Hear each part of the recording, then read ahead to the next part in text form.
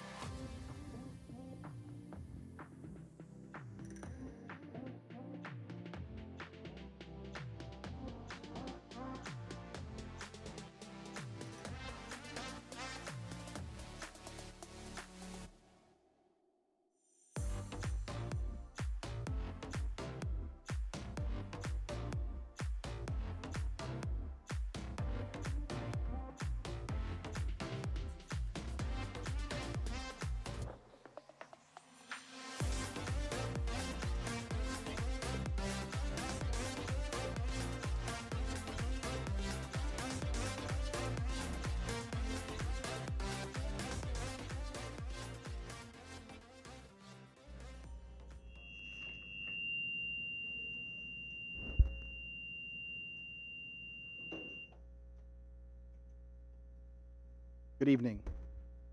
I'd like to call the Facilities Master Plan Committee to order. Please call the roll. Chair Negron, Here. Mike Alcock, Manny Clark, Here. Sinaki, Stephen Hardwick, Here. Madison Hughes, Thomas Cleveland, Here. Charity Martin King, Dean McGee, Medina Cortez, Jawan Zamore, Carl Moore Jr., Safi Mioki, Hafsa Musa is excused, Delina Scales, Julia Lynn Walker, Here. Cecily Manjama, James White, Here. Tiffany White. Okay, thank you. So before we get started, and before I go over the agenda, I did send an email out to my fellow committee members, and I did that to just try to ground us. You know, when you think about the work of the community and a task force, or a group that's put together to bring their collective intellect to provide advice and guidance to a public institution, I understand the importance of it, the significance of it, and the impact that we could have as community leaders. It's important. It's really profound. But I also, as a businessman, I like to stay grounded in regards to what the charge is and the charter for any particular group. And what and we've done it successful on different aspects of it. We've done it with other subcommittees for this group. We've done it with other activities I've done with Columbus City Schools. There are a lot of good ideas that we have to be able to collect. So there's no thought or comment that's not important or significant, but it may not be relevant to the task at hand. Right? So the worst thing we could do, because we're equals here, right? So just so you know, by me being a chair, it doesn't put me in any other place other than trying to keep us within the boundaries that was set forth when we began this task, right? Other than that, we're equals. So then, I could bring my professional intelligence and acumen to the process to help navigate through, and that's exactly what I do. And hopefully, what everyone here feels like I respect their opinion. I want to hear what you have to say, because your thoughts are important. But some of the thoughts that we have really are not for this specific task. So it's something that we used before. We put it in a parking lot. So what I'd like to say is, if there are, because we have to talk about things. If there are things that belong in the parking lot because you're passionate about, let's put them in the parking lot. And part of our recommendation would be, hey, we're going to come up with this plan, but future plans, you must take these things into consideration. Does that make sense? Because that to me would be important. So then what we say because the board had asked us to come together to come up with a recommendation, and our recommendation could be, okay, within the parameters of what we were asked to do, here goes our recommendation, but as an amendment to that, we want you to take these things into consideration when the next group comes in here and starts to go through the next phase. The reason I said that important is Mr. Harwick and I had this conversation earlier, and we started to talk about it, and he's got really good points, and he has very good perspective. He's, my equal in the community, but my superior with time dedicated to the district, right? So when you think about that, for me personally, I respect when you have people that have given more time than me, have put more blood, sweat, and tears than me.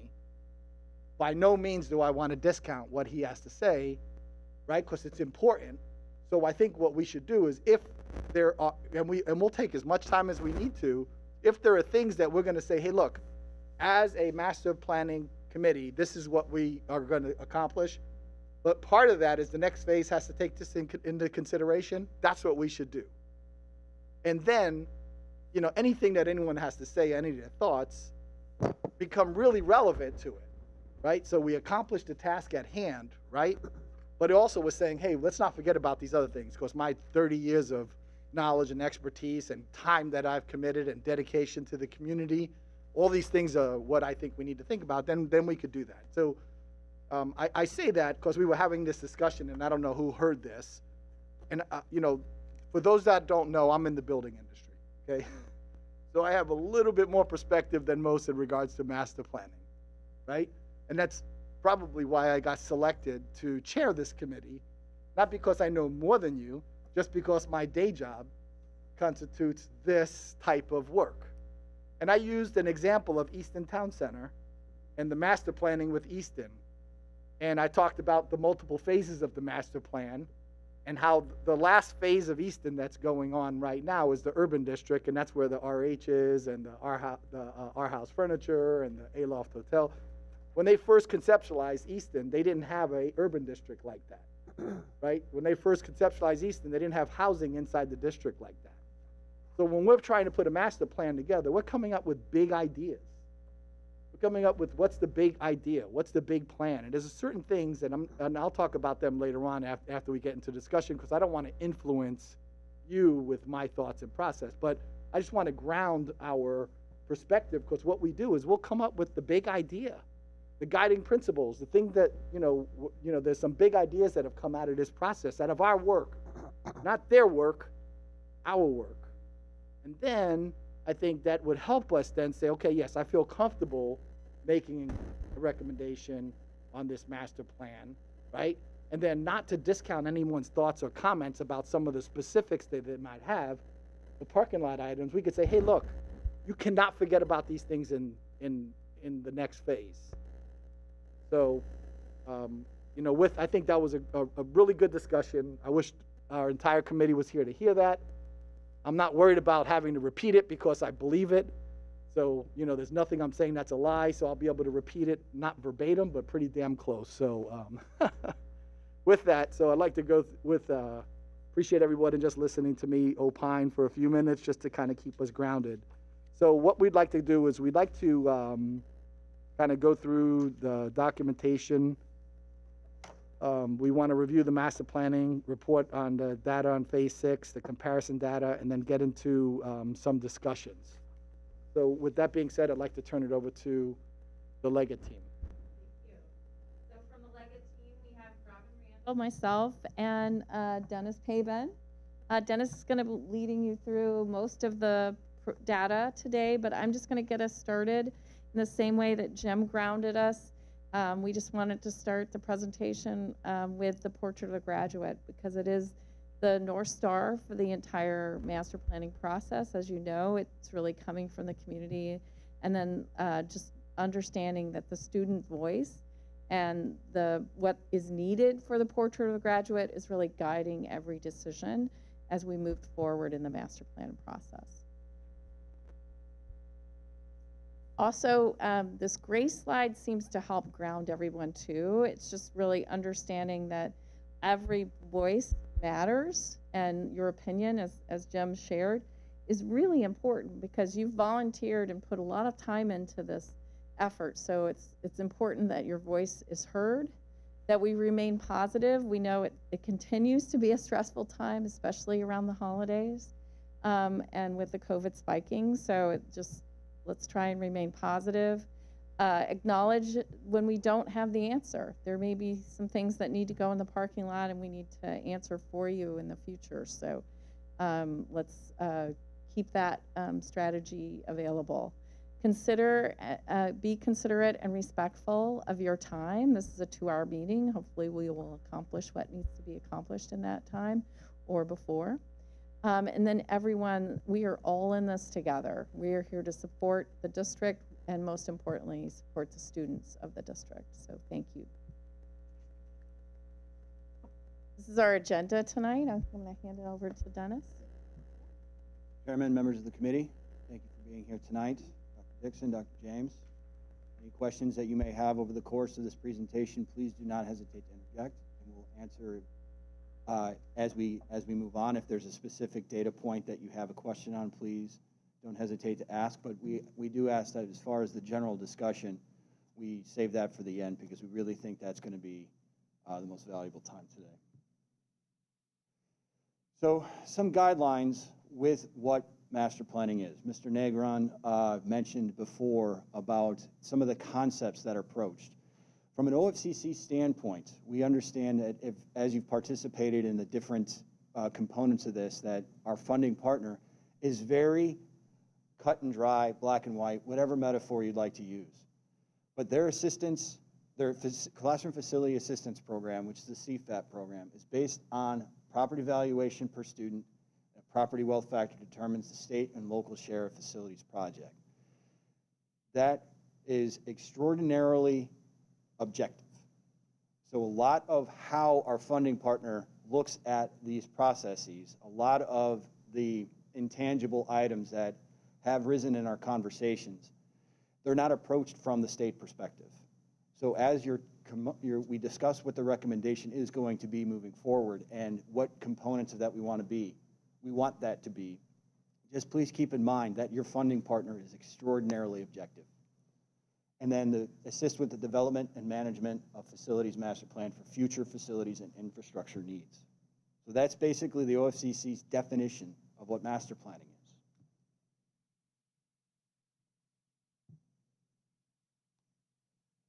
So for the committee, you are the voice.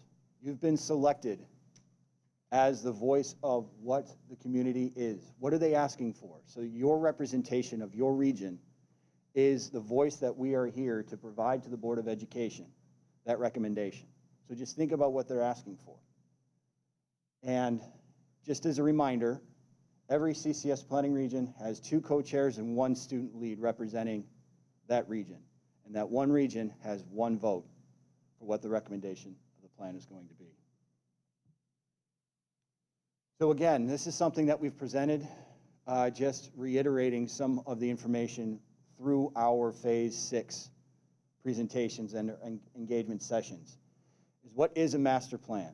Consensus of a 12 to 20-year plan, reflecting the vision of a portrait of graduate, a systematic change. Some of the other approach that we've had in discussion points that we've had is this is a generational change. So this is not enforcing the status quo at all.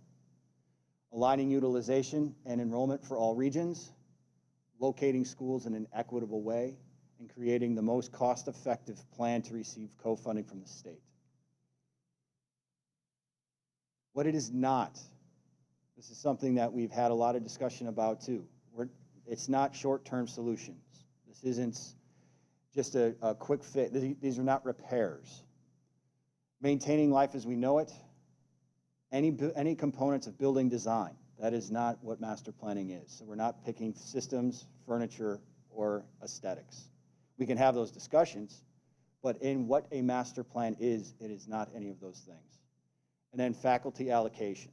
We've had a lot of questions about, well, if we do these different schools, where are the teachers going to go? How are they going to organize it? That's not what the master plan is. That's not at this phase. So the other component of this is that together we've been working on how the future is going to support the students within the attributes of a portrait of graduate. And then the portrait of graduate is also driving the academic team design principles. So the academics team is, as in parallel with our process, has been designing what the future program for Columbus City Schools needs to be and how it aligns with the vision of a portrait of graduate. And those two things together help what is going to make the Columbus City Schools master plan a success.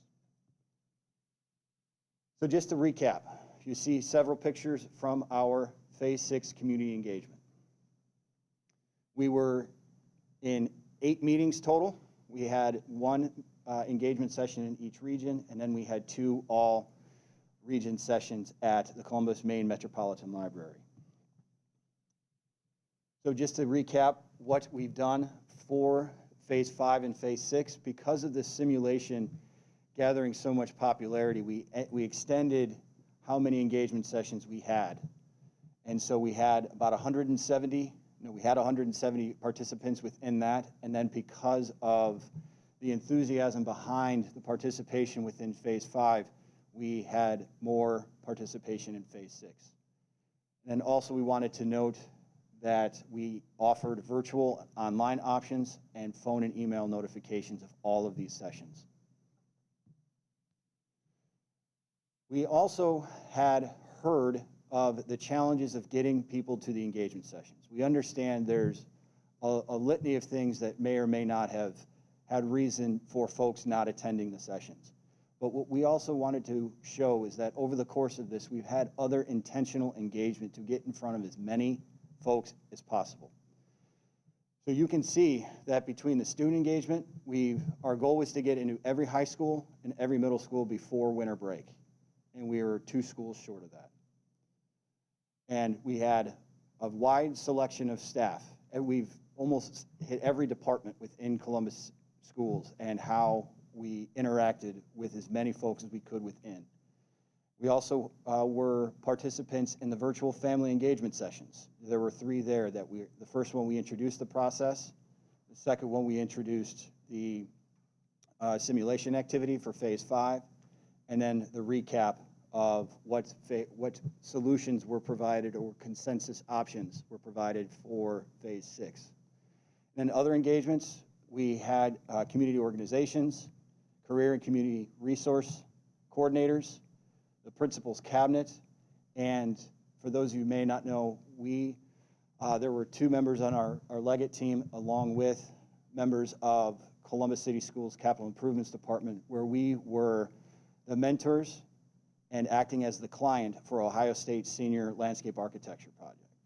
So they actually approached 2 different sites that we've had discussions about regarding the west portions of design project between West High School and Briggs High School, and then Independence and Walnut Ridge. So it's very thoughtful insight of what their ideas were as well. And that actually led to some of the participation in our future engagement sessions. So that was it was a lot of fun to participate in. So now we have our recommendation forms. So the concepts that I do for the discussion later, we do have copies of the concepts as they were presented from the data issued in Phase 5. But the concept that resonated majority selection through the forms that we submitted at our Phase 6 engagement sessions was Concept 2. Over a majority voted for this one. A little more even out, but Concept 2 again for the middle schools.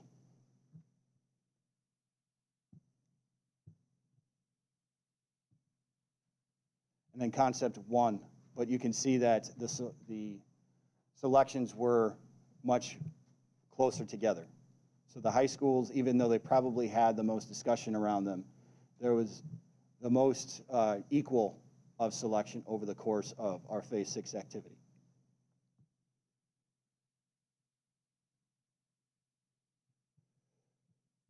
So just as a repeat, we have all of our selections. We do have the data compiled from how many times a selection was chosen first and just how many votes that we provided. So we did go through all of those engagement forms and those recommendation forms at the engagement sessions, and we have those totals.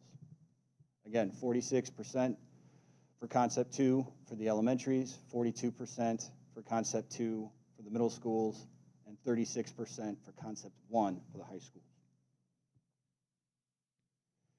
Similar to our Phase 5 summary, the post-it notes or written down information that was part of the activity, those are all coordinated and collected as well.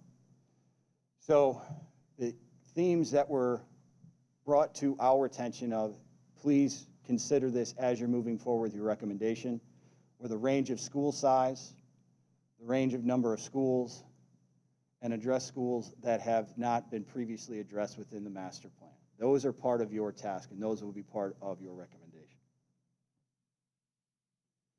Themes to be addressed at a later phase: academic programming and grade banding, concerns, cultural concerns, transportation, lottery and open enrollment, feeder patterns, and early childhood education. Those were all things that were brought to our attention that were of importance as we were presenting the data results from the Phase 5 simulations through Phase 6. And so these have been brought to the attention of Columbus City Schools, and these are what the discussions will be, or at least components of them. There was a lot of information that was asked of our Leggett team too, and a couple of points in particular that were, okay, we're through the Phase 5 simulations and the rules as presented within the guidelines of the OFCC, that the schools had to be bigger. Well, what's around Ohio? What's typical? What's happening?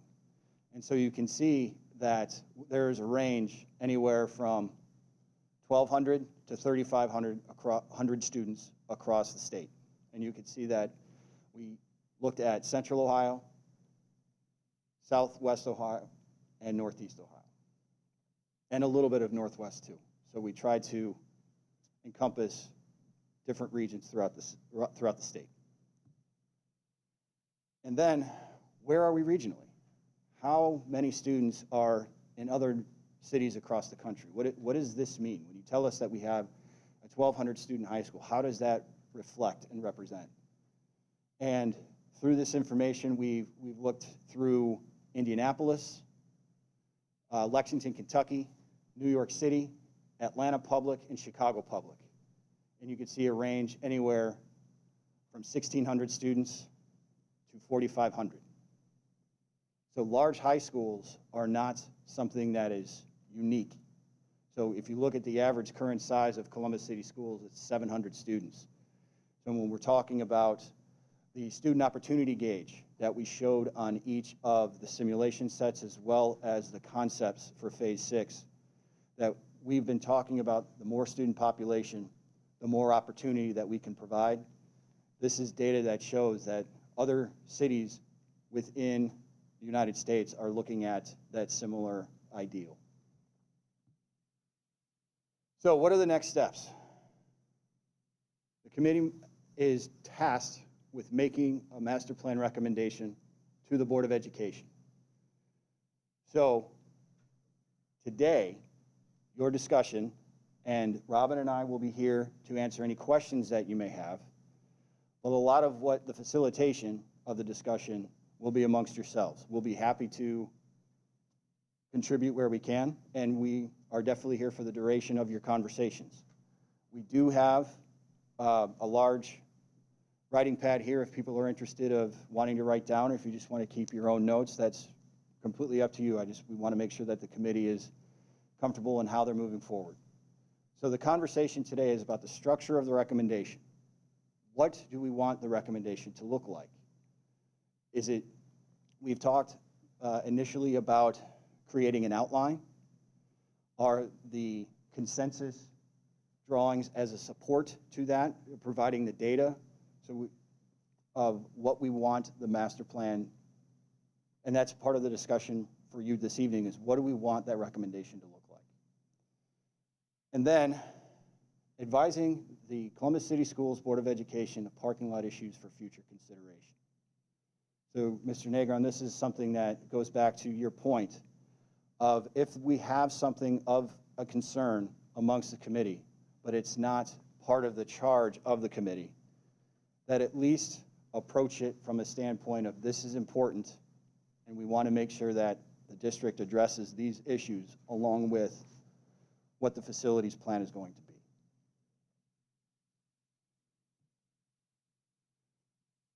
So the next, this is my last slide of the presentation, but just to let you know, the board has been given a timeline of June of next year to have their facility master plan completed, what they will have approved. Then there will be a ballot issue, and then if you think about the course of construction, the first facility is estimated August of 2028. Is that 6 or 8? 6, sorry. August of 2026 of when the first building will be taking shape.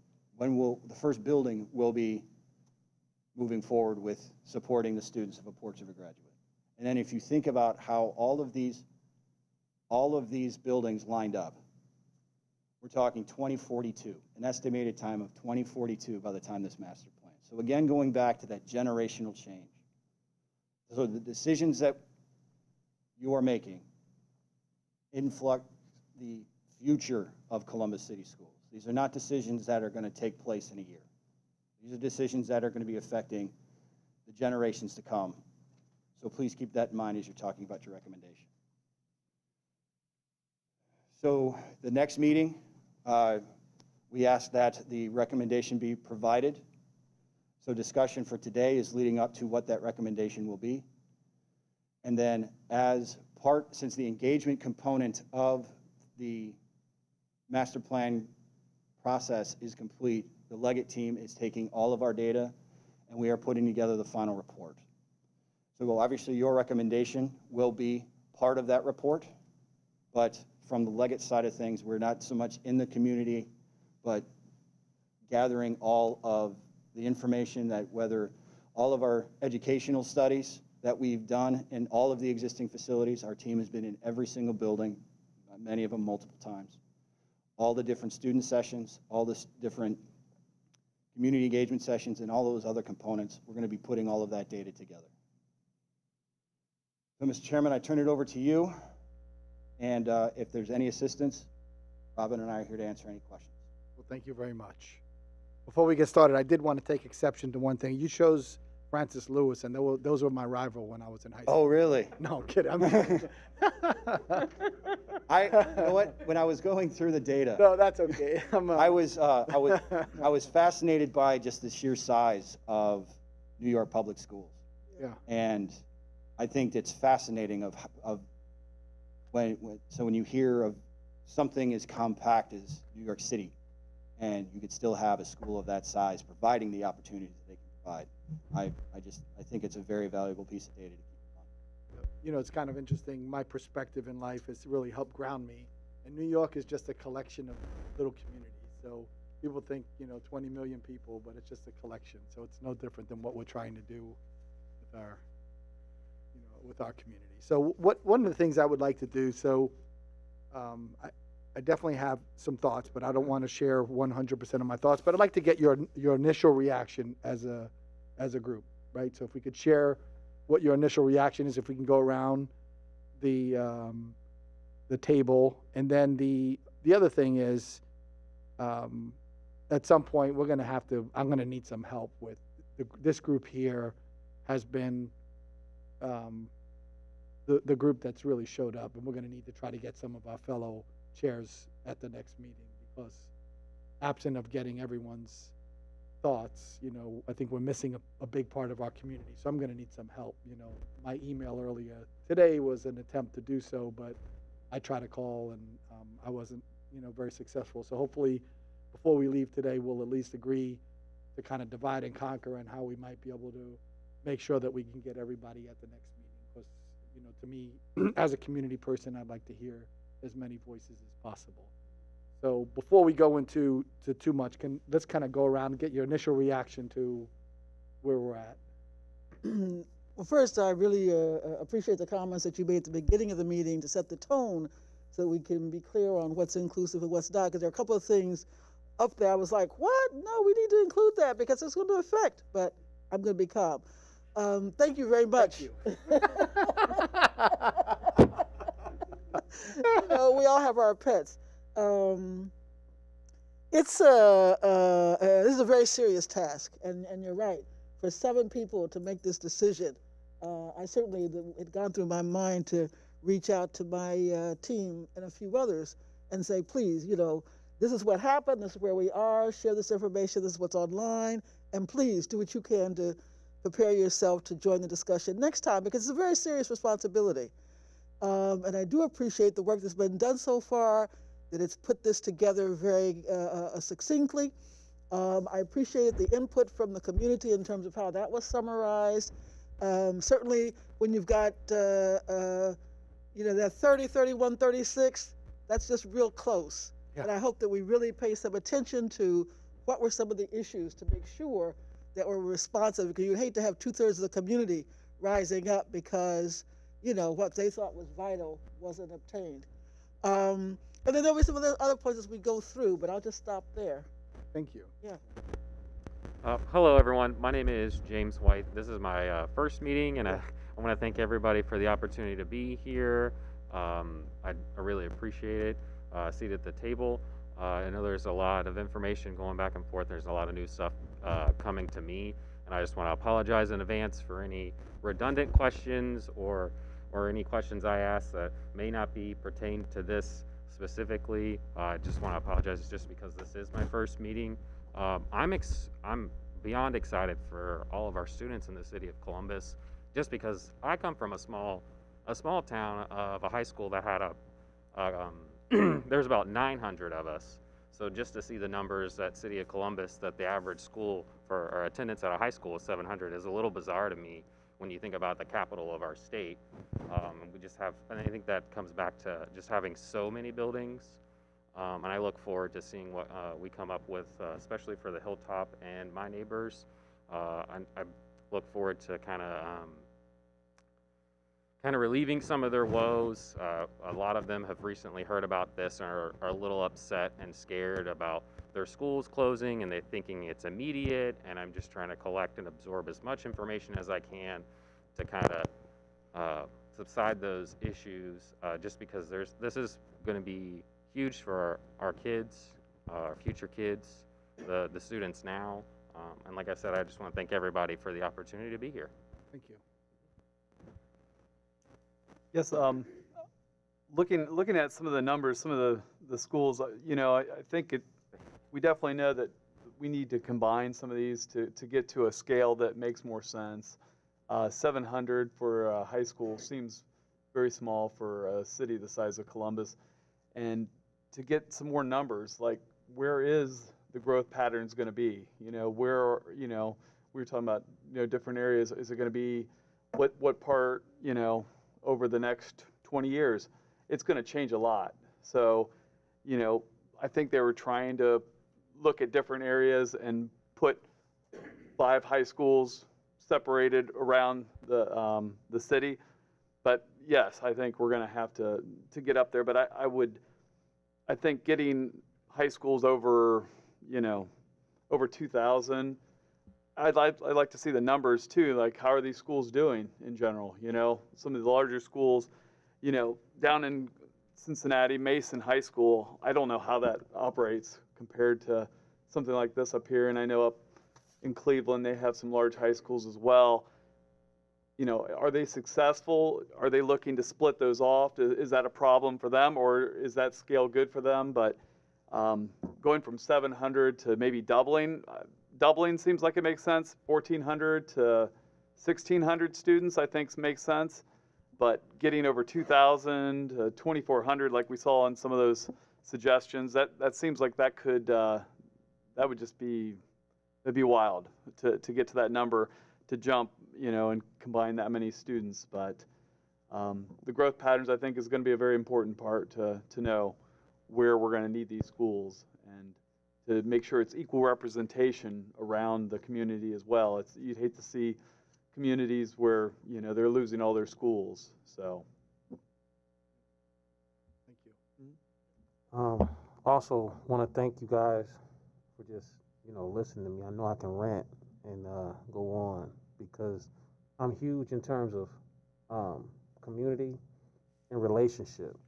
And I really appreciate that beginning conversation, because I was way over here ear hustling, really trying to get what you were talking about in terms of the big idea, because that helped calm me down, because some of this stuff was overwhelming. And the areas that I really want for our future kids to be able to take advantage of are the broad opportunities that can come. But with a city like Columbus, we talked about businesses, city agencies, like rec and parks, and other cofactors going into the building to give these young people opportunities that a lot of us didn't have in this current group of high schoolers. Really, I mean, not just high school, but Columbus City school students really do not have. So that big idea that you talked about, as long as it's ending in a situation to where we build these relationships, because the essence of every relationship really is service. And if we can't give that service to these young people, then the buildings aren't going to matter. Thank you. Thank you. Well, the positive side, I do think one thing that came out of this is that there's more of an understanding of the need for bigger schools. I told folks 4 years ago when I was on the committee, and I mentioned in a Clintonville forum the possibility of combining Whetstone with another school, hundreds of people told me how stupid I was and how wrong I was. And I don't think a single person even said it was an idea worth considering. But I think there's a change of that now, which is good. And I'm concerned that our task may be too large and too contradictory because this is something that's important. I think if we don't pass something, we're going to end up consolidating into worse buildings. We're going to have to consolidate, but people aren't going to get nice, shiny new buildings. I do think we have to watch and be careful about using those statistics they got up there, because those aren't real statistics. Those aren't statistically valid. Are we saying we'd give, if 50 more people had shown up at the meeting and put a sticker on a different map, that would have made a difference in the way we should organize things? That's ridiculous. So I don't think we should look at the raw numbers. I think we should look at the ideas that came across, and then we have to evaluate those ideas. If someone puts a sticker saying, I want to close the Scioto program, which one of the things does and they have no idea what Scioto does, then their opinion on that, quite frankly, is not all that helpful to us. And maybe getting back to the big pictures and trying to think about the big pictures, one of those is, I think we need to stop using the number of people who showed up at the meetings and voted one way as anything meaningful. I've done enough committee work to know that the difference between what the public thinks, and there's actually research on this, the people who show up at the meetings often have very different opinions of the people than the public as a whole. And that's just to give, it's important, giving those validity, if we ask people what kind of structural steel to use, are we going to take a vote on that too?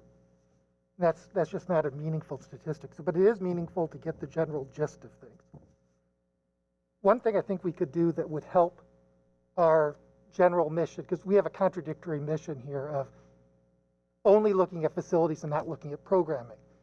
Well, if we say, if we propose a plan, and we should propose a plan assuming that this is the default. Once we put a default down, it gets harder to change it. You can change it, come on. But it's not like a private business that can turn on a dime when the CEO thinks I need to turn on a dime. It's much harder to set the default. One thing I think that would help is if we took all the labels off of the map. And we could call them existing building this, existing building that. That way we are not saying we're closing this. We don't have to say we're moving, we're saying we're leaving the East High School building open. We're not saying that it's going to be mainly COS with a little East program, because that's not our job to say that. So if we took the labels off the map, I think that would be a big help, because those labels are programmatic decisions. What we have on those. If we adopted those maps, we'd be making programmatic decisions. One thing I think we need to do to keep these contradictory. Just for the record, there's we haven't voted on anything. Oh, no, I know, I get it, but right. So this is the charge for us is to put the document together. Oh, no, I get that. I get Okay. that thing. But if we adopted them as is, we'd be making programmatic decisions. I think maybe one thing we should look at doing is to avoid that is to give the administration as much flexibility going forward to make changes. So I would like to see a more centralized school that just says, these are centralized schools. We're not going to tell you this is COS. We're not going to tell you this is Gifted Academy. This is Eastmore Academy. This is Girls Prep, Boys Prep. But to leave space on the map for Dr. Dixon and the school board members to come back and then make the programmatic decisions about what programs go in there. Because if we give all the space available to local high schools and local schools, then we don't close the door all the way, but we make it much harder to get through in the future. So I'd like to see the plan with more space for central schools that they can fill later on. Let's see. Just on some of the smaller things in terms of meeting, how do we make the next meeting work? Maybe get some, I know it seems silly, but consider doing a survey, one of those doodle polls or something, so if people have some buy-in to say, I can come on this date. And Misty can bug them over and over again until they turn in the doodle poll. I'm not an expert at organizing meetings, but I think we need to get people there and maybe find some sort of way to give rides to the high school students. And this place is really, I took the bus here, and it's really hard to take, if you don't own a car, and we only have one car, so my wife needed it today, so I'm busing it. And that's like an hour and a half ride home. it's hard to get here if you don't have a car. And we need to think, and maybe that's the problem for some of the other people too. I don't know. I'd also like to see just to see the raw emails that were sent in to that facilities master plan. Again, because those emails, the value in those emails is the ideas and contained, not the statistics. I can't emphasize how much we can't, it would be foolhardy to vote based on who dots on the map. And I sit on a zoning committee. I would never make my decision based on poll the room and say, okay,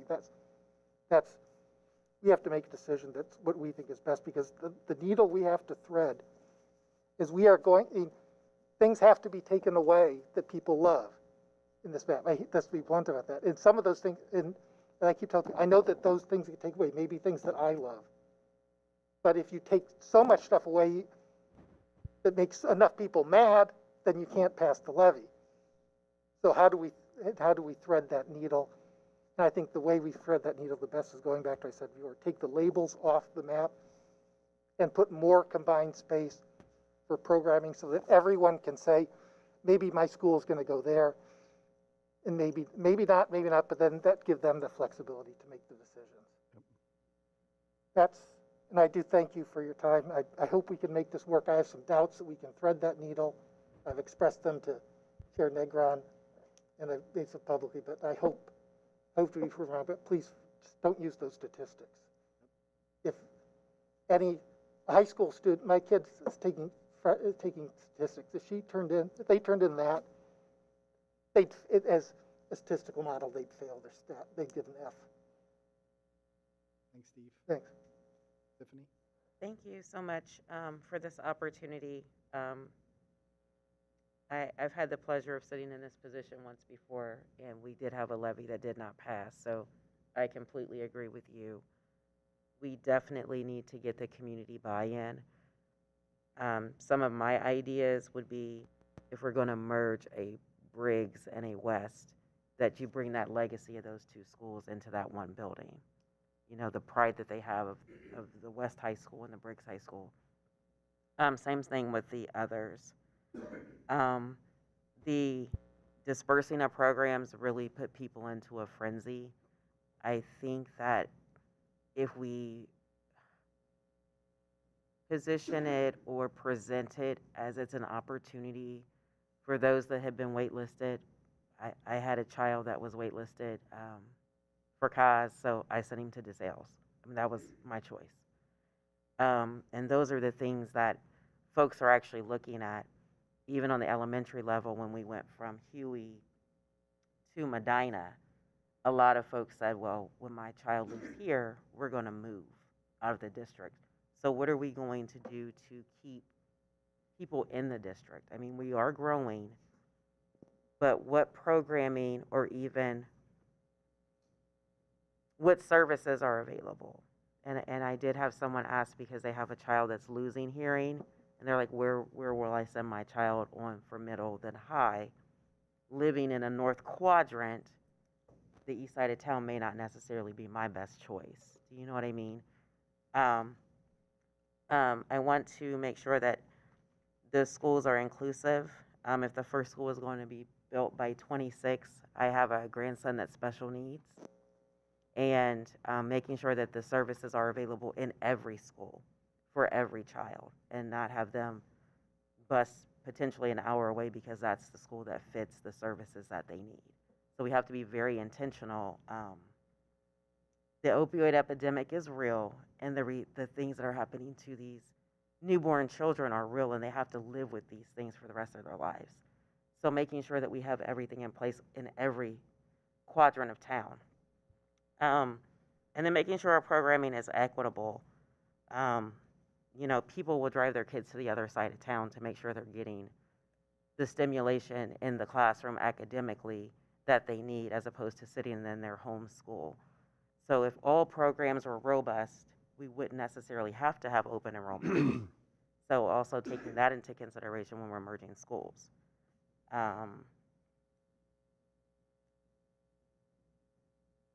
The census was also a concern. I know council just voted on districts. and they had to change one of the maps because of the new census numbers. So in 10 years, are you guys going to take a look at those numbers and have to pivot in some way? And if that pivot means, well, we really need 6 elementaries on the north side of Columbus, what do we take away? Because then we're not being equitable to the south side or the west side. So those are my kind of concerns. And then just, I would like to see the email responses as well, because when you come to meetings, people are very intentional, especially when you were talking about we met at cause, everyone from cause showed up or had, some kind of stake in cause. And that was their focus, not necessarily everything else. So making sure that everyone's voice was heard, potentially not everyone, but a good proportion of the folks' voices were heard. And then what is something that maybe we didn't think of in the big picture that someone did put in one of those email responses? To make our kids the best kids, we should be able to compete with the privates with no problem. So that's where I'm at with it. Thanks, Stephanie. Chair, I have a quick question for Leggett. Go ahead. Would it be difficult to take the top 3 choices and overlay them on one map? From a standpoint of the different grade bands? Yes. Or The elementary, middle, and high school, put the top 3 choices on one map. we can look into that. Okay, thank you. That would be a Sure. The real question here, right? This is like when I think, because Steve, I think everybody had great comments, so thank you, right? And, I run a major company, and I'm a product of inner city schools. Okay, so not that I'm Mr. It or be all end all, right? So you want to talk about the understanding and the importance of access and opportunity, right? Think about that, right? I have high school education, okay? So I understand that personally, right? So the reason I'm here is because it's important to me personally, right? It's because I got here and I'm not kicking the ladder down, and I want to make sure whatever we do, we provide that same level of access to every young, bright mind that's going to come through the district, right? So if you think about, that's what grounds me. And then when I heard, being in the business, there's certain things that do benefit, right? Because there's some big picture ideas that we came up with. Now, when you dive into detail, there's always detail. If you strip all the names off of every building, all right, forget about the names of any school, let's forget about all of that. We came up with some foundational things that I would think that we would be able to come to agreement on. Like one is access. We want our students to have access to multiple things. We don't want to limit the programming that exists. We want them to be able to go and have a choice, right? That, to me, was very clear, right or wrong, Yes, Right. absolutely. right? And then we said also for them to have a choice, right? Because then it becomes a function of numbers. We need less buildings. Forget about the names on the buildings. Okay, we need less buildings, right? Yes. That's foundational. We need less buildings. And then for us to get the funding and for us to have less buildings and for us to have more programs, we need larger schools, right? Correct. So like if you to me, there's an African proverb that says you eat the elephant one bite at a time. And I always think about that African proverb whenever I'm solving a problem, because when you look at the elephant, you're like, oh my goodness, it's too big. But if you take it one bite at a time, you're like, okay, I could grasp this, right? So there's no doubt that there are legacy programs that everyone has to feel passionate about, right? It's impossible not to, right? It's part of family. We would never say that that's what we want to get rid of, right? We want our students to have access. We want opportunity to be given to them.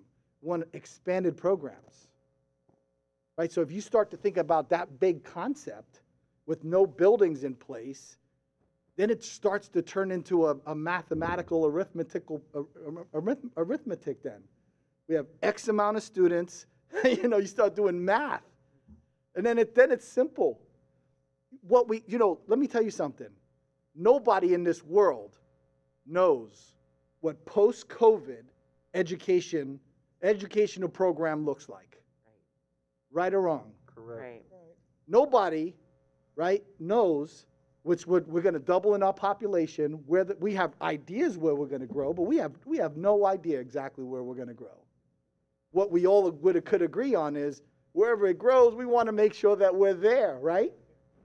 So 10 years from now, there could be a modification or a change in the plan. So that's why when I was saying we have these big concepts that we want them to stay grounded, and Steve, all of the things I'm 100% behind it. We could say, hey, look, these big ideas are what we want considered, but don't forget about all this other stuff. That's why I said strip the name off the school, strip the program, because we want those things. I don't want any student that has special talent to not have that opportunity or access to it. We would fail as community leaders if we put something forth and said, yeah, we agreed to eliminate that. That would be irresponsible. I wouldn't be part of that. So that's not what we want to try to do. We really want to, get the rest of our community partners that are here with us so that we can make recommendations that are the guiding principles for the Board of Education to move forth with planning. And if we want to say, hey, look, these are the things that we want, these are other things that we want you to take in, that's what we want. Because the foundation, I think we all agree. Oh, go ahead. I do want to agree with Stephen when it comes to not using the data collected off the stickers, because when I attended the meeting at Briggs, there was a lot more people there from other parts of the community than the west side. Myself and I think maybe 4 of us were actually there from the west side, so I do agree that when we're relying on community feedback that we need to be expanding that and just being a little more broad. A lot of my neighbors and community members on the west side don't even understand what's going on fully. This is the first time I'm hearing about this month, so I can only imagine what other people throughout the whole entire city of Columbus are slowly finding out. The main sentence I used at our Human Service and Education Community meeting last week was, at the end of the day, we're all in this room for the children. We're not here for the brick and mortar building. But it does sound that we do need to have a set plan on what's going to happen to these closed buildings. A lot of people are very emotionally attached to them when they are of a certain age. I would like to see some preservation when it comes to buildings, not only on the west side, but throughout the rest of Columbus, just because the west side doesn't have a lot of historical buildings. The buildings that we do have are essentially going to be demolished due to their lack of interest when it comes to people maintaining them. I would just recommend that we come up with some type of plan for these buildings that we're going to close, and just push out to the community. We have an idea and a plan for them, but please don't be so worried about the fact that they are no longer going to be holding students.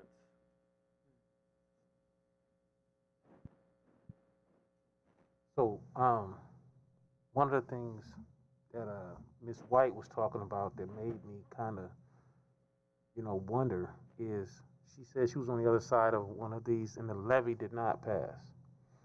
And we talked a couple weeks ago, and I'm in the same mind frame in terms of marketing and how we get information out to the public. Because one of the things I know as a homeowner, some of my neighbors, they don't care what the levy says. It's just the fact that they know their mortgage is going up. Yeah. So, to me, once we find out when this can possibly, and it could be years from now, I don't know, when this could possibly go to levy, we need to be able to market this well enough so that people understand the importance of it. So they're not just wondering, okay, here's another levy, and how much is my mortgage going to be versus what opportunities can I have for my children, my grandchildren, or whatnot. Yes, and Really good point. I agree with that. I think was it Channel 4, Channel 6, I said, think about your grandchildren, that great niece or nephew, that couple that's just starting out that'll be having a child in 3 to 5 years after marriage. You know what I mean? Those are the individuals we really need to target, because that impacts where they decide to live in this city and whether they stay in the city. It really does, because like I said, the elementary folks were very concerned at Huey. Like, shiny new building, very old building. What happened? And it's a funding thing, but you can't explain funding to people who are emotional about their babies because those are their babies. But I agree, and I'm sorry to interrupt you. No, you're fine. But I think that some of this, we need to kind of figure out how we disseminate information. Yeah. How we get it to families. Because, like I said, some of the stuff that we're seeing, a lot of people are never going to know it until it actually knocks on their door. The kids come home after this decision has been made with documentation from school. And if we wait that long, we already know a lot of kids are going to miss this. A lot of families are going to miss this. Like, how can we figure out how to get this information out better? Because it's not happening now. Sorry, I think it comes back to verbiage. I wrote it down tonight, but that's because when you talk about closure, displacement, disruption, like those are very strong words when you're talking about your child's education, and when it comes to, okay, well, how do I rethink my whole entire life because my kid is going to be in school from the age of 4 to potentially 19 or plus. Like that when people read information like that, they see it as a, okay, how do I change? Like, this is where I live. This is where I grew up. I'm not moving anywhere else. Right. What is happening? And when we use those kinds of verbiage or that language, it does terrify and scare people. So their immediate reaction when it comes to, oh, I get a say on whether or not this happens, this sounds bad to me, it's a no. So I think we've got to be very mindful when it comes to, well, we're not disrupting a lot of child's education. We're trying to enhance it by providing new facilities and new programs within those individuals' own backyards. So I think we have to really be paying attention to the words we use when we talk about these kinds of steps that we need to take to just consolidate all these kids that are just spread out amongst too many buildings. I think that's the whole point of tonight is, like, we all know what needs to happen. We're all just afraid of, like, the consequences from the community who just doesn't understand it completely because they don't come to these meetings or they don't invest 20 plus hours of trying to understand what's going on. And how do we get that buy-in, especially on the West Siders are generational. There's Mhm. 5, They 6 do stay. generations. They're not going anywhere. Mhm. And I'm surprised that there weren't that many there at the West Side event because the last time they were very, very much out. And I was also surprised too because they talked about West and, like, the West is closing. I mean, there's a lot of people when I talk to them about that and I tell them, like, this is what's going on, a lot of people are upset and mad when it comes to the fact, oh, well, that's the school I went to. You can't just close it. And I kept that's why I kept saying, I'm like, you have to think of children, not buildings. Education, not, like, I get that you have a strong emotional attachment to everything that happened in your life at that age. But when you talk about the potential of the ceiling, just a ceiling tile falling, or the fact that the floors haven't been replaced in so long, or, like, the fact that the school has very limited capacity on programs, Yes. and, like, all these students want to attend this school, well, there's just no room for them. Like, that's what I'm trying to take back to my community and tell them, like, hey, this isn't a bad thing. It's scary, but I'm also trying to push and fight that, like, this building's not going to go away if I can help that. Right, right. I mean, like, it'll always be a cornerstone building in our community, but its life as a school is no longer, that's not what it's going to be anymore. Thank you. Steve? Several things. First on that, the old buildings, the reality is, I think that's beyond our control. And if a building doesn't make it onto their plan, people should know that it very well could be demolished, and it very well could be turned into all sorts of. And this is one of the most painful things in my neighborhood is. And I went to watch a concert at Dominion Middle School, and my God, the history there, they have on their walls memorials to the World War I students, veterans who died up there. And that's the kind of history. And the stage is gorgeous. We're never going to get a stage like that again. Right. And that is painful. I think we need, and I wish we could tell people those are going to stay up. But the reality is, I think they're just going to sell them off as best they can. And we aren't going to have, that's going to be beyond what we're doing. And we have to come up with a plan that's good enough to make that worth it. And same thing with property tax. Property taxes in my neighborhood have gone up, for some people, close to triple in the last 20 years. And yeah, there's a lot of people who have money, but there are also a lot of people who moved there a long time ago and are the income they earned when they moved there 30 years ago, and their property taxes have tripled in 20 years. And we need to be able to come up with something that tells them it's worth paying even more. But one thing I want to say about access, I think that's important, but sometimes that word is used in a way that I think actually decreases access, because they say we want access to this in every little school, every school all over the city. And some programs only work citywide. And we all have different ideas on what those are, but you can't have a mini Afrocentric at every school. You can't have a mini cause. You can't have a mini downtown program. And there are a couple others I also think you can't do. So we need, and I don't think these ideas, I don't think these plans that we have take that into consideration and give them the flexibility they need to figure out which programs work best citywide. Because some programs, if you disperse them, you destroy them. And then no one has access.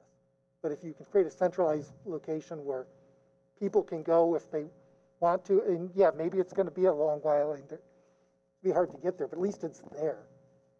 But if you divide some of these programs up, you're destroying them, and we know, and we just need to be willing. We also, like the buildings there, old buildings we love, we need to know that if we dispersal is destruction for some programs. And we need to give them the power, the flexibility to keep programs that need citywide to stay citywide. I agree with that. Okay, we'll get Tiff's comments and then we'll I try can't remember which meeting I was at, but someone said, wouldn't it be better if we had the cause, the gifted, the downtown high school, all of those things that have very specific programs centralized, so anyone on any side of town can access. Now, is there space in the middle of the city somewhere? Maybe not, but close in proximity where you don't have to ride an hour and a half. It's just one bus route in. If you have to take public transportation versus the yellow bus, that was an idea, and I don't even know how. There's nowhere on any of those that have that concept. Will that be acceptable? Maybe not, but that is a compromise. Where the programs stay in place and they're in one central location, and it could be the 2,400 school, but within that school you have your downtown, your cause, your gifted, all in one hub, and you can accept more students that way. Yep, thanks, Tiffany. I appreciate that. And I still feel like, if you're blind to names and there's certain foundational principles that I think we really came to when I was looking at the map. That's the kind of big picture, 10,000 foot, that's how I was looking at it, not like individual schools, but because we have to provide access to these young students. We don't have a choice. I think we would. I guess I'm looking at, from a parent's perspective, the wait list. When you're 100 and something on a wait list for a school that you feel like is going to provide the best opportunity for your child, you're not getting in. Yeah, right. Not the freshman year, probably not sophomore year. You're just a number on that list. Yep. And then you have to start making some hard decisions. Yep. And if we had a robust program, a robust building with everything under one roof, you could accept more students. And the movement between those buildings could also change as people's interests change. Well, that's a really good segue into, I'd like to try to, if we can go around the room, and there's a couple things that I think we have to agree on. One is the next meeting location might be someplace a little bit more centralized, right? I don't know if doing it at the main office is an option at our downtown facility. Wherever. I think downtown high school, we have that big space. Yeah, that would be great. Yeah, Does that sound like, if we could do maybe the next meeting at the next downtown? And I agree, we can work on making sure our students, if they have some transportation issues, we can make we work that out and make sure our students can get there too. Maybe have someone affirmatively reach out to them Yeah, and say, yeah, we can make sure we do that. The students, you mean the, Yeah, I know one of the questions was some of our students that are not here, making sure that the ones that are on the Student team, to make sure that they have, I don't know if transportation getting here is the reason that some of them are not here or not, I'm not sure. how many students do we have? 6, I believe Six. 6. Yep. One per region. team. One per team, yes. It could be that, it could be sports programming, it could be a little bit of anything right now. But maybe a centralized location would, I think, be helpful. And then I like the doodle idea for the time. The previous master, we did it on Saturday mornings. So you didn't have to figure out a work schedule, any of that, not saying that I want to wrap my Saturday for this, because this is going to take more than a few hours to get these recommendations in, but as an option. We started this summer and it was light out. It's dark early. You know, offer people coffee. What's that? Bring some coffee and bagels. We did have food at every one of those. Although, those are a little fancier than, Are there good bagels in Central Ohio? I don't think they're any good. I'm kidding. I'm gonna get. You have to fly in and get some Yes. New York bagels and come. I was in New York this weekend, so I had some good bagels. So anyway. So what we're saying though is the concept of a doodle poll that would say we would give the option of I think the 10th is the current schedule, right? The week of the 10th. So we would give because there are people that work nights that won't be able to make a Saturday morning, right? So the question is, how do we get the majority of people there?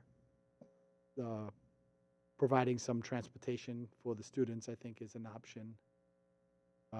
You also calling anyone, because they hopefully, Misty has their phone numbers, calling Yes. anyone who doesn't respond to the doodle poll and just being, I because did make, joining make this some- committee, we made time commitments, and this is one of the big ones to join this committee. Yeah. To show up at the meeting. Yeah. So I don't think it's wrong to pester people if they don't fill out the poll. Because if we don't have a quorum, we don't have to vote tonight, we can give them, we're just giving them our general opinion, because we can't vote, but in the end, we need to vote. Well, if we don't have a quorum at the next meeting, then it becomes an administrative recommendation then. Okay. That's what it does. It becomes that. So, Well, I guess that's, so the week of the 10th, we ought to give some options for time. And then what we could do then is, if we could try to get the students here and get them transportation, that's helpful. And then, what districts are not, what regions are not being represented tonight? Just Region 2? So each region gets a vote. So, with a quorum in Region 2, then we would be able to accomplish it. What we wouldn't get is the spirit of trying to get the community together, right? So to me, as community person, we have an obligation to do the best we can. So I like the concept of the doodle poll, okay? So to me, that makes sense. The week of the 10th, we could put that, that whole week on, right? And then we could have we're saying that's Saturday then, right? I just threw that in there just because people work their schedules. Kids are on I almost said spring break, Christmas break. It was warm a couple days ago, so Christmas break, so they might not be able to come out. But I don't know. When we were on Zoom, I could see everyone who was in the meetings. When we were doing the in-persons, I only knew who came to my specific region meeting. And then I went to Region 4, I believe. Because I have kids in one region, but I live in another region. Does that make sense? So I only voted once, though. I was given the form twice, but I only voted once. So maybe we can figure that part out. Hold on 1 second. So does that sound like that's okay? That we would be able to put a doodle poll out, or is that right? So we're saying that we're saying every day that week, evening that week, and one Saturday, or we're gonna say, to me, would be 2 evenings, 2 earlier in the day, and 1 weekend. Is how I would, if I were thinking about trying to organize the meeting, that's how I would do it. So let's just say Tuesday and Thursday evening, Monday and Wednesday at 2 o'clock, and then Saturday at 10 o'clock. We could give, no. Well, we got to come to a number. Does that sound? Yes, that's Huh? perfect. Fine. That's perfect. Right, then you got, is that, Mm-hmm. Yeah. That's what we right? do Because in- just for a person that has to try to organize meetings, I know I just picked some things out of the hat. That's how I would organize We it. could just give every 2 o'clock and every 6:30 or whatever, 5:30, and see what people are available. Well, Just- what? Sorry, I don't mean to be very critical. I just have a lot going on the 15th of January. So just real quick, we're all here. What does everybody want to meet the week of the 10th? That the 7 of us that are here, so we know, because that's what we can offer to the other people. And if they need rides, I will go pick some people up to get them here. I don't know why that's an issue. And I also just need some clarification on what it is we're voting on. I do have a question for City of Columbus school system as far as we're just coming up with the facility master plan. Is there another committee coming up with the actual programming plan of how you're going to be consolidating, remastering, and redesigning the learning system when it comes to integrating schools? And So, like what that hold looks on. like. So our charge is to the Board of Education, not the district. Okay, so it's unfair to ask the district that question, right? In fairness, so. Sorry, if that, Don't worry I about don't it. mean I'm to going to answer. I'm overstep. going to answer your question as Okay. the chair, and I'm not going to be afraid of being wrong. Okay. So we're charged to come up with this master plan, right? We're making a recommendation to the Board of Education. That Board of Education then will take this information that we put, along with other things, and come up with the master plan. This is a component of a data point from the community on the master plan.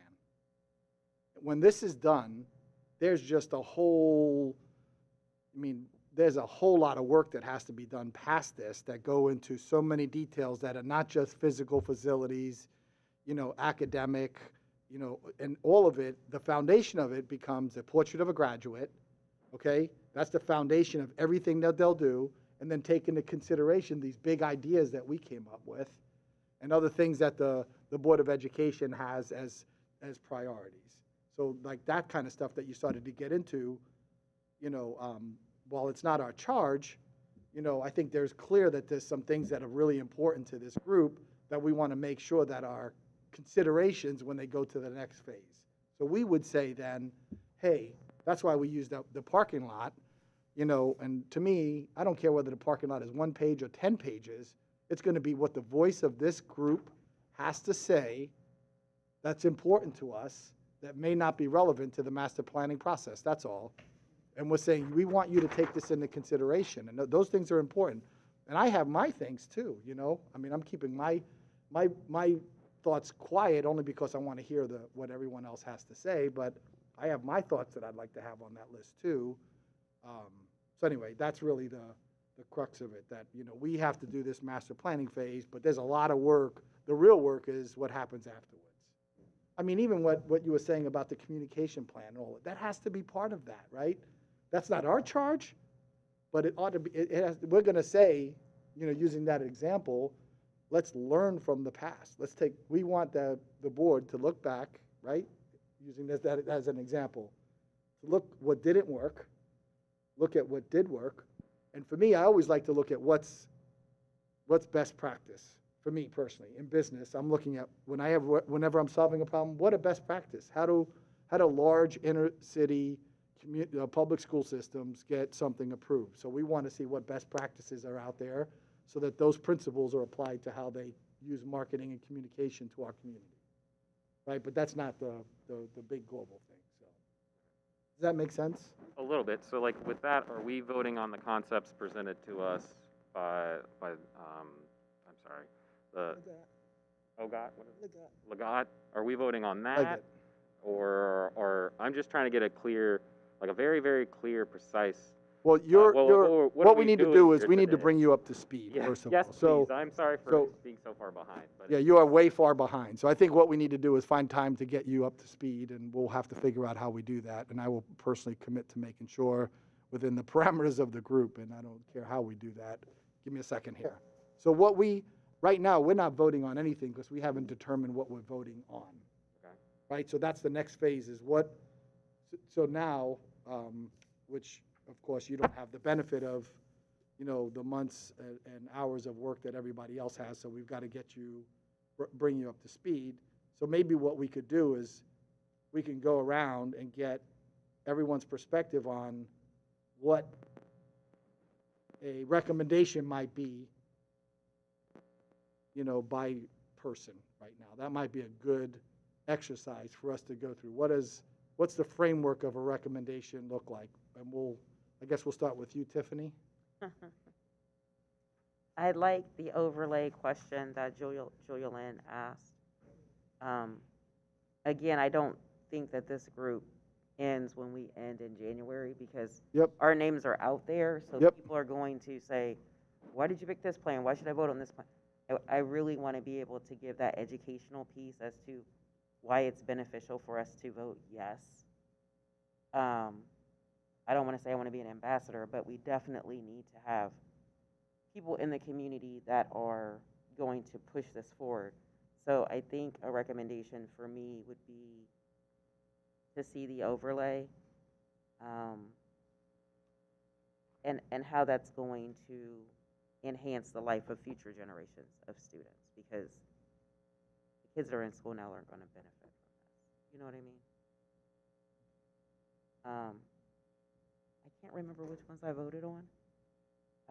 So to see it on top of each other, it may bring me a bigger picture, a better picture of like where things are going to be positioned and placed-ish, because I know it's not set in stone.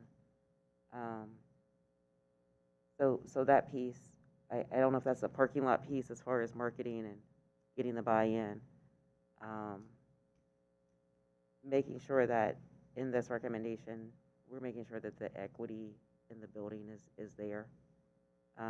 As far as you're going to put this building here, are we doing wings like we discussed before? What are we doing?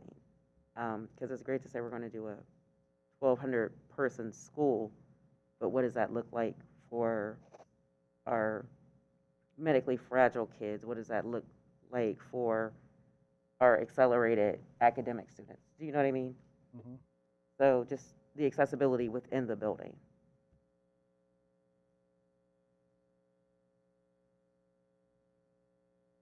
And again, don't know if that's parking lot, but it's great to say we're going to place a building here for 1,200 students, but you have to have some kind of concept of what that's going to include.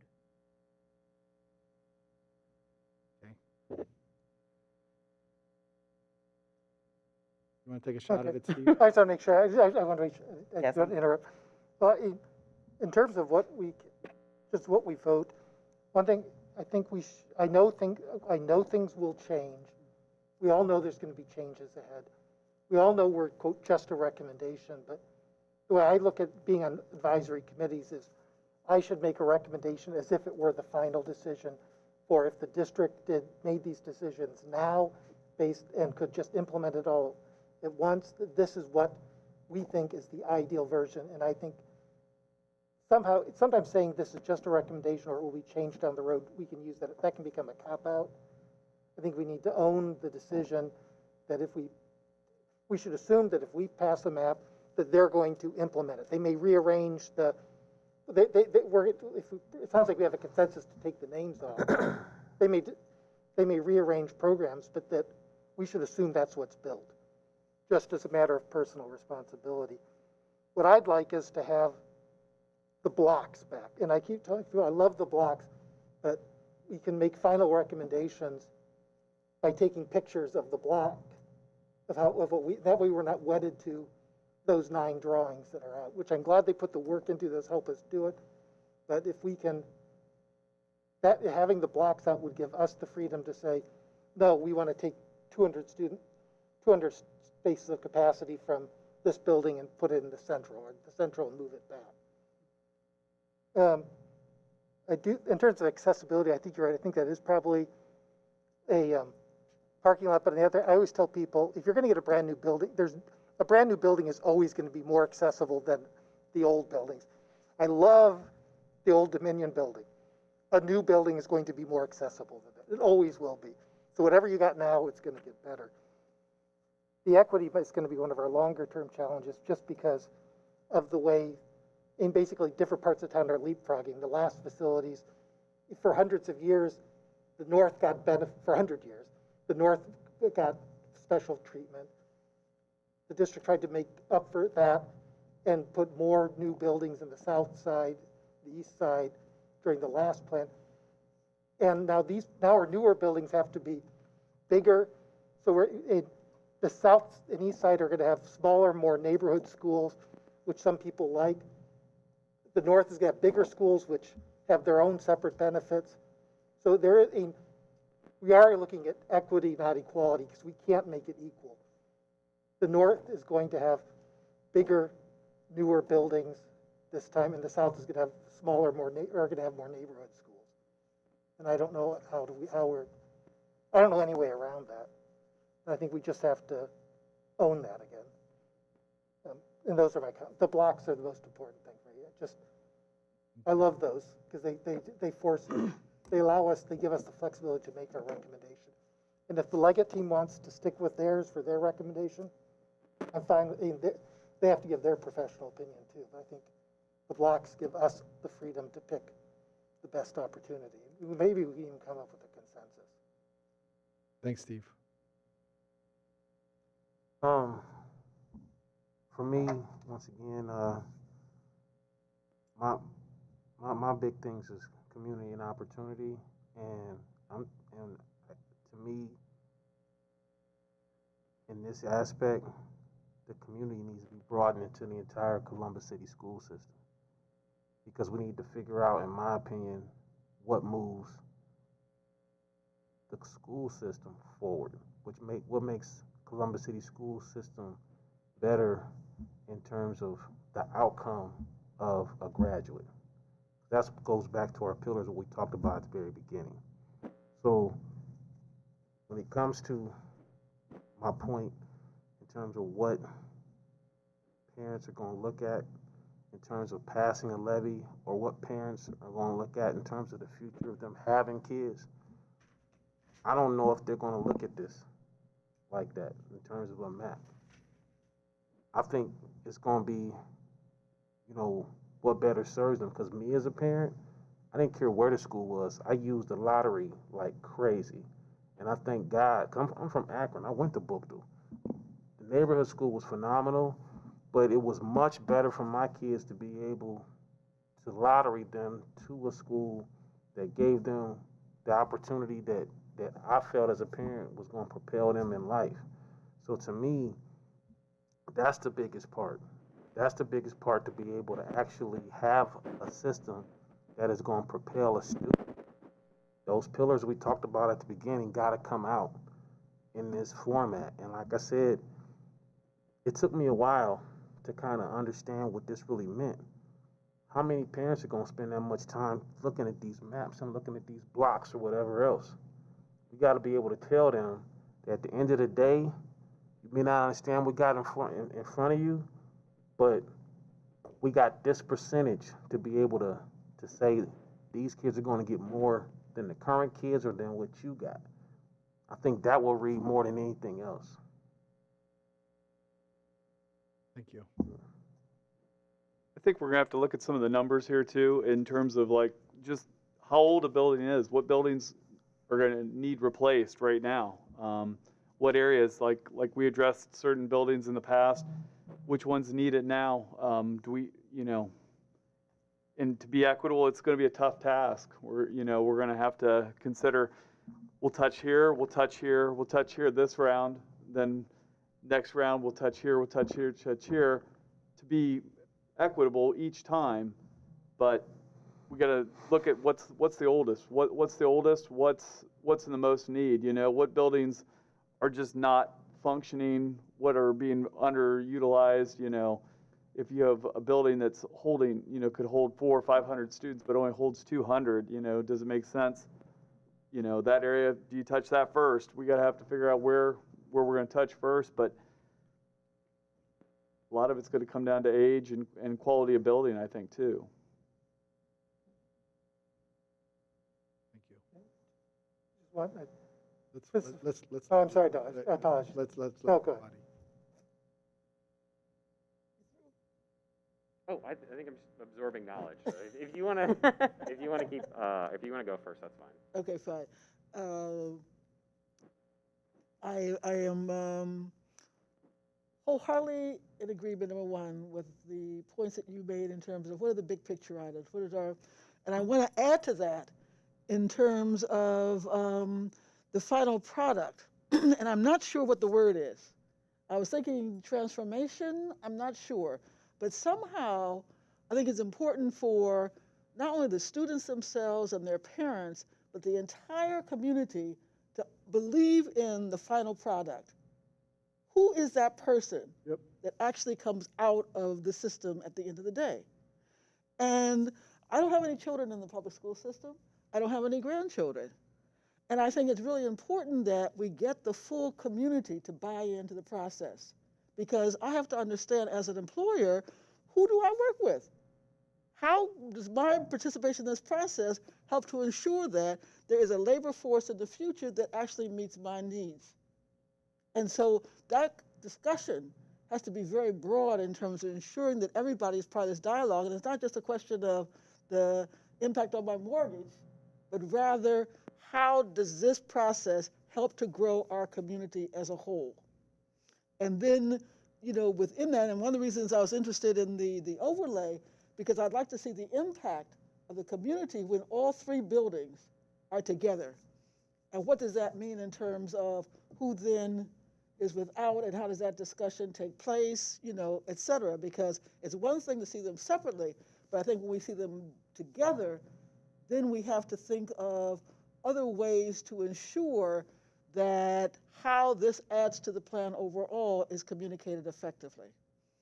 And then certainly in terms of the buildings, you know, it's clear that in order for us to increase the population size, the older buildings have to be transformed. Even if we did increase the size, simply to have the portrait of the graduate, as we've discussed in various instances, and you know, seen the graphics and take the tours of these schools, they could not successfully occur in the older buildings as they currently exist.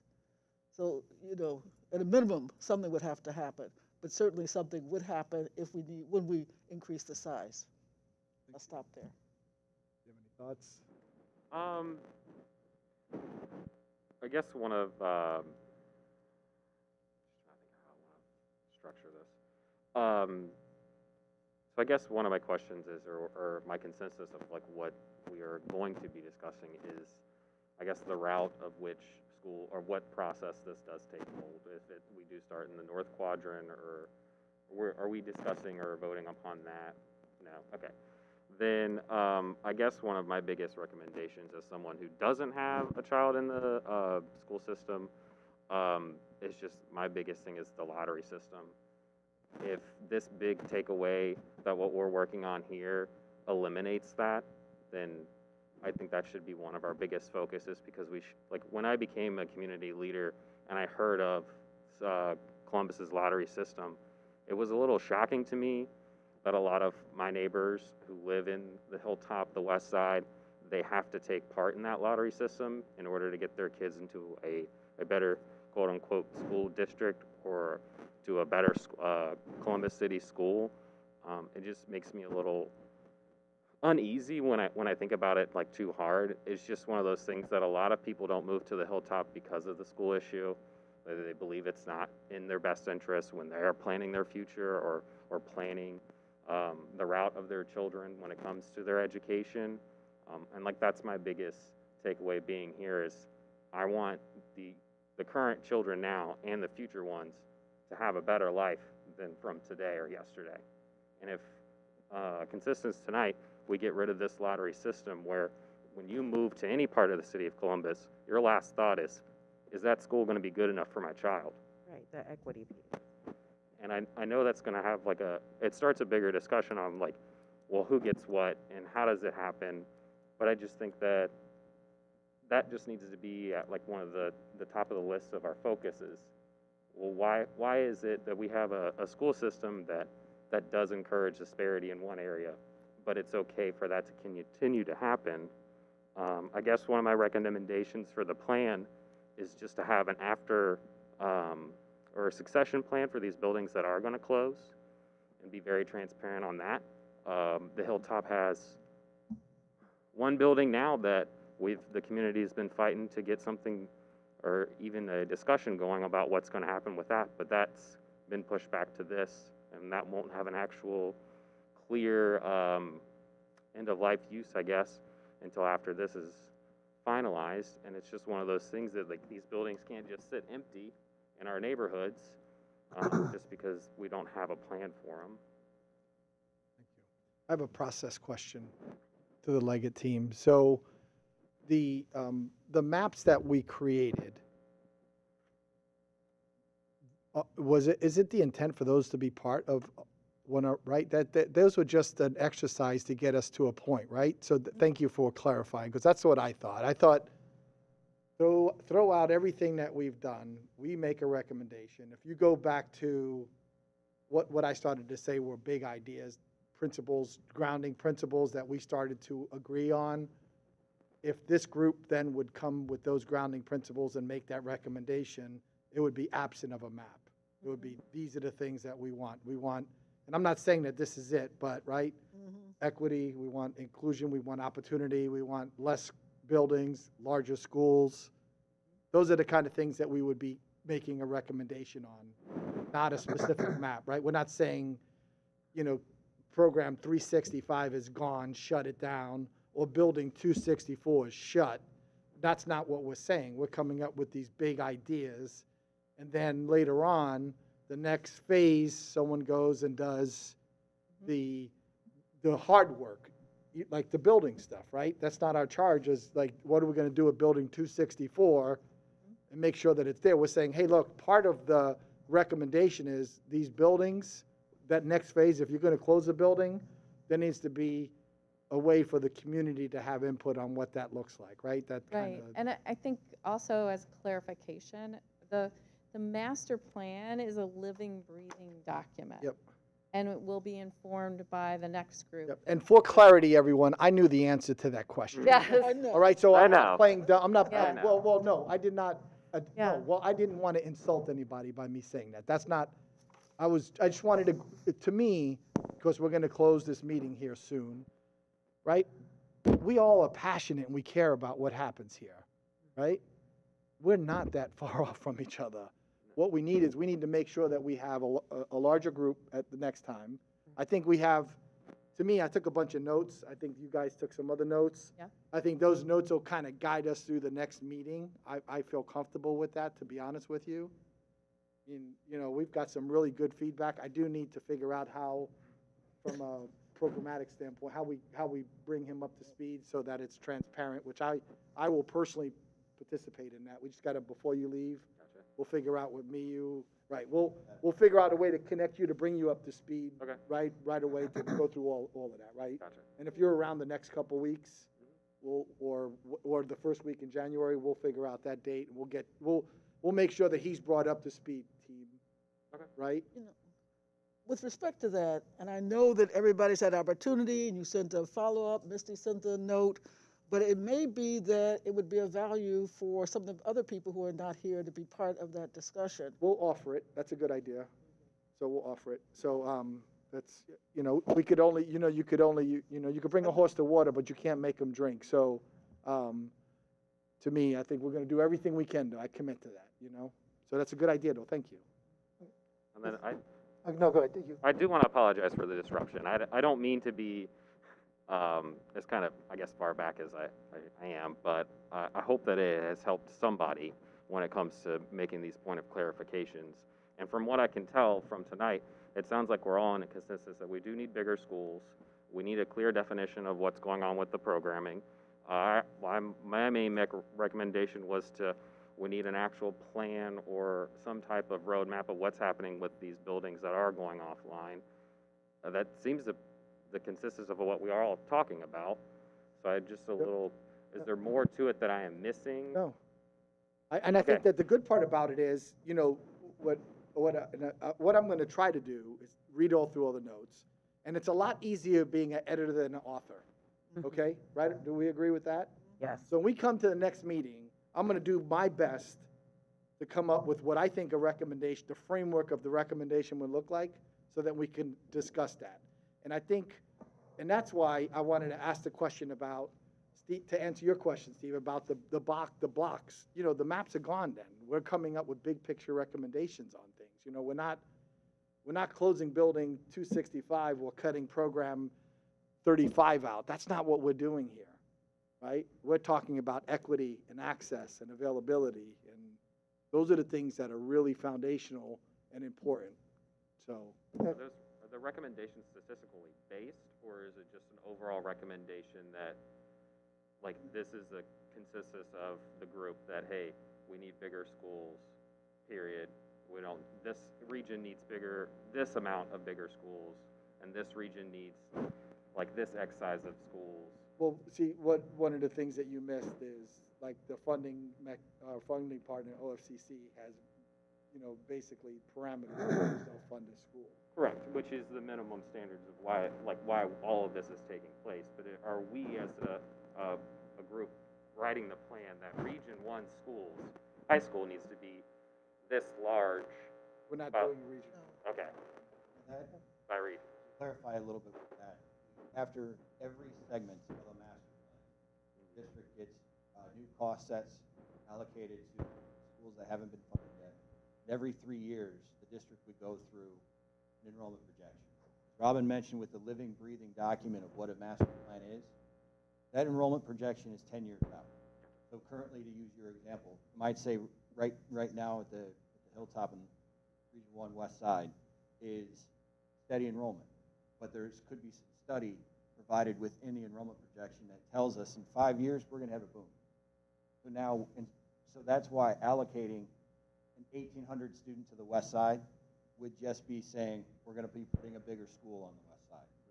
So that's the sort of thinking we have to maintain right now, because if we get to specific numbers, 3 years are completely going to change. Yeah, and that's why I like the parking lot, because to me, whatever that's not part of our charge, we could put in this other document and say, this is what you have to look at. You gotta Yeah. look, the stuff that we Can I have. eventually speak on this?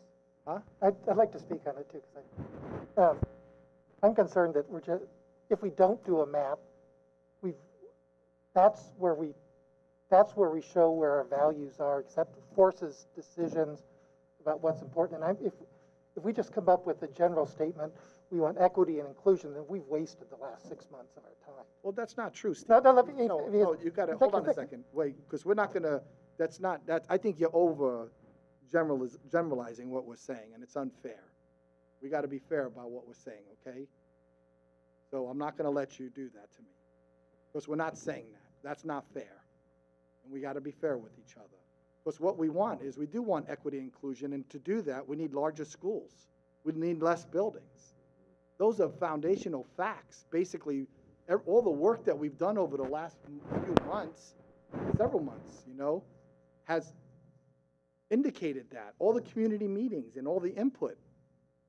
That's not injustice. That's fact. That's not Jimmy's opinion. It's not just my opinion, right? The community spoke, and then our funding partner, that's what they want to see. So those aren't just like shoot off the hip thoughts. Those are foundational. My concern is that if we don't, we need to get to a certain level of yes, we need to be big picture, but if we just give too big of a picture, then it doesn't help anyone. No, you want to go into the next phase. That's not our job. It's not. You're wanting to go into a next detailed phase. That's not what we were charged to do, guys. I'm serious. That's not what, and Do we have as a a copy of the- community volunteer and as a professional, the foundation for which I would build that comment on are both. What you're asking to do is not part of our charge or responsibility. That is the next phase. And Did if, we get a you know, copy of the resolution that created us? I'd just be interested in seeing what, did it again? do we get a copy of the resolution again that gave us our directions? That might help. The board created a resolution saying, we want this committee to do X and Y and Z. I think it'd be helpful to have that in front of us before the. I can tell you, it doesn't say put a map together. Well, I don't want to argue what might or might not be in it. I'm just asking, could we have it? Because I think that would help us. Okay, we'll get it out. But you gotta be fair about what you're asking for. No, do you understand my concern, though, that I'm just as concerned as you are, right? That's why I started the meeting out the way we did. We were all agreeing and all in alignment with the foundational principles on what we want done. Right? There was no misalignment, you know, even you who had the least amount of knowledge with it understood those foundational principles. And if moving forward, Board of Education takes those and builds the next phase of plan to start engaging in schools with all these other considerations that we have, I don't think there's anything wrong with that. So, but that's good though. I think that you want to read what what that is. That's fair. We're all in this together, man. 100%. I think what he's trying to say is, like, we're taking 21 high schools down to 9, I believe. Is it 9? The average, as a result from the simulation, is 12. So someone's going to say, where are those 12 schools going? Well, 3 or 4 of them have been built, so that only leaves you so many schools, so many high schools. Someone's going to ask the question, where are those high schools going? Well, the north side's going to get 2, you're only going to get 1 on the west side. It's an equity. Do you know what I'm saying? Mm-hmm. I don't think he's saying the map is the map, but when you're talking to voters that have their feelings about everything, you want to be able to say, we're getting 5 middle schools and 6 elementaries, and we're going to get 2 nice, great high schools, and it's going to be a wonderful thing because everything will be available to your child on this side of town. And then, again, that lottery process would not be necessary because no matter where you live, you're going to get the same education because the opportunities are there. he made a point that I think is important, and I didn't mean to dismiss it. I shouldn't have, about the older buildings, and I think that that's something they have to think about publicly, because during the last one, there were lots of people I was literally accused of being on the take from developers who wanted to build apartments where Dominion used to be. You were accused of that? What? You were accused of Yes. that? And there were lots of people who thought that there was a conspiracy to put apartments there. Now, I think there's something, when apartments are your boogeyman, I think that's somewhat telling, but there are going to be the district, I think, needs to get ahead of that. The district also needs to get ahead of the high school legacy issues. We know there's going to be some sort of consolidation of it. Start getting ready to tell people, yes, we're going to combine records. We're going to do our best not to give either school, the new school, either school's old name so it's equal, but we want to somehow combine the records. How are you going to do that? Bring in your championships and bring in this so that the legacy's not gone. Yeah. But you're now one Just big West High. Do you know what I mean? Or whatever you're going to call it. Centennial and Whetstone, you have West. Yeah, I mean, you have those, like when Brookhaven closed, people are like, well, where did the trophies go? Don't know. But that legacy is still there because you had students graduate from there, some that even went onto the professional level. How do you highlight that when you close a building and you open something new? I think if you keep some type of that within your new building, but you're meshing and making it stronger, and the output of the type of student that you're going to get from that merging is going to be phenomenal. So I think that I think that's what he meant when he was asking about the map piece. But I just want to make sure we're giving something specific enough to be valuable. Maybe that would have been a better way of putting it. I think it's important when we do that, when we give a big picture, that we find a way to be specific enough to give them meaningful guidance, so they know what we mean when we say equity. I guess that's what's important to me. Yep. Well, thank you. That's really helpful. I'm sorry. Don't apologize. We're good. I like you as a person, as a professional. I respect you. This is a community forum. You know, one of the things that in humanity in general, people don't know how to disagree without being disagreeable. I actually embrace it. You know, I think your opinions, I have always valued them, and I value them to this date. And I think that, you know, and when we have people that speak up and have their thoughts, it ends up making whatever we put together, you know, more impactful, because it challenges our thinking. No different than you coming on board and questioning some of the conventional things. There's nothing wrong with that. This is all part of how a community comes up with, you know, building a consensus, right? We're all passionate. We all care. So don't worry. You don't owe me an apology. Actually, I like that. Being a Puerto Rican and from New York, I think, wow, that's like, feeds the fuel, brother. It's good. Well, thank you.